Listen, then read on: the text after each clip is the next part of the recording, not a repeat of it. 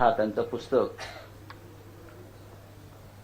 ही वेदना जी आहे ही अनेकदा मग उपराकार असतील, उचलाकार असतील, बरं का, त्यानंतर कोल्हाट्याचं पोर असेल,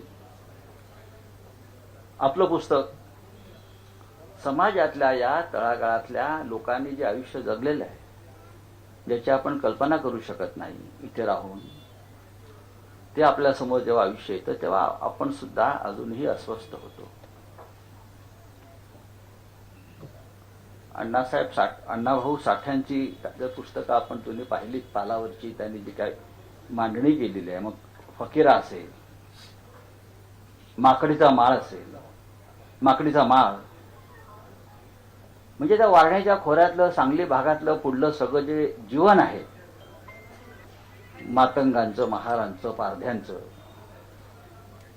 हे वाचल्यावरती आपण या समाजाचे घटक आहोत याची लाज वाटते कधी कधी, की माणूस म्हणून आपण आजही माणसांना कसे नाकारत राहिलो, ही भावना अस्वस्थ करते. आणि आज आपण अशा कार्यकर्त्यांचा सन्मान करून त्यांना जी प्रतिष्ठा द्यायचा प्रयत्न करतो, हे काम आपलं आपल्यासारख्या संस्थांनी वाढवलं पाहिजे. पारध्यांचं जगणं काय आहे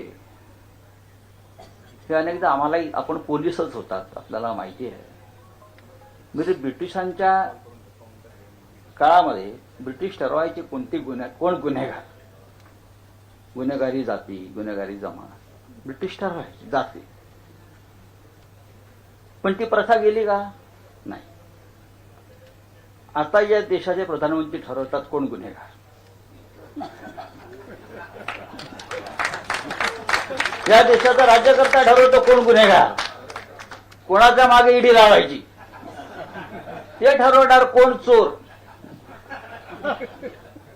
आता हे पारधी समाजाचे लोक त्या काळामध्ये ज्या पद्धतीने जीवन जगले, मला वाटतं, आठवत नाही, बहुतेक उचलाकार किंवा हे, त्याने एक मोर्चा काढला होता मंत्रालयावर, लक्ष्मण गायकवाड किंवा लक्ष्मण माने, आणि त्यांनी सांगितलं की आमच्या ज्या जाती आहेत, गुन्हेगार जाती, अजूनही पोलीस आम्हाला कुठे गुन्हा घडला की आमच्या पालावरती येऊन आमच्या लोकांना उचलून घेऊन जातात गुन्हेगार म्हणून, आणि गुन्हा उचल्या आणि त्यांना गुन्हा कबूल करायला लावतात नसला तरी.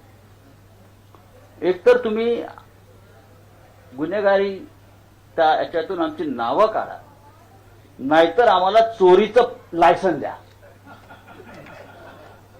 आणि या मागणीला आम्ही पाठिंबा दिला होता. नाहीतर आम्हाला चोरीचं लायसन द्या रिस्त सरकारकडून, की आम्ही चोर आहोत, आम्हाला चोरीचं लायसन द्या, नाहीतर आमची नावं काढा. पण या सगळ्या समाजाच्या प्रमुख लोकांनी सातत्यानं आंदोलनं करून, संघर्ष करून, आणि महाराष्ट्रातल्या राजकीय पुढाऱ्यांनी सुद्धा, मग यशवंतराव असतील, शरद पवार साहेबांपर्यंत, यांनी सातत्यानं या समाजाला राजकीय प्रवाहात सामील करून घेऊन त्यांचं नेतृत्व उभं केलं, आणि त्या माध्यमातून या समाजाला जगण्याची एक फार मोठी संधी आणि जागा उपलब्ध करून दिली. तरीही ते काम संपलेलं नाही. भोसले, तुमच्यासारख्या लोकांनी अजूनही हे काम करत राहिलं पाहिजे. मुश्ताक पटेल जे आहेत, त्यांच्याविषयी मला जोशींनी माहिती दिली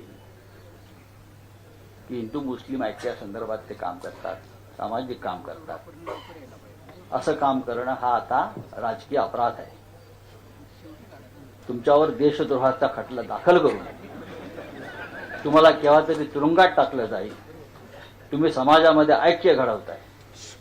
लक्षात घ्या, मी या देशाच्या परिस्थितीविषयी बोलतोय.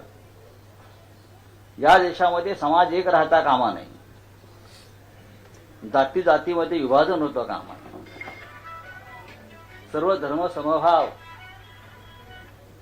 आणि निधर्मी राज्य व्यवस्थेच्या गोष्टी करता कामा नये. अशा प्रकारच्या वातावरणामध्ये आज आपण सगळे कसा तरी श्वास घेत आहोत. म्हणून मुश्ताक भाईंना सुद्धा फार जपून काम करावं लागेल. अशा प्रकारच्या कामाची सुरुवात हमीद दलवाईने या राज्यामध्ये केली होती. हमीद दलवाईने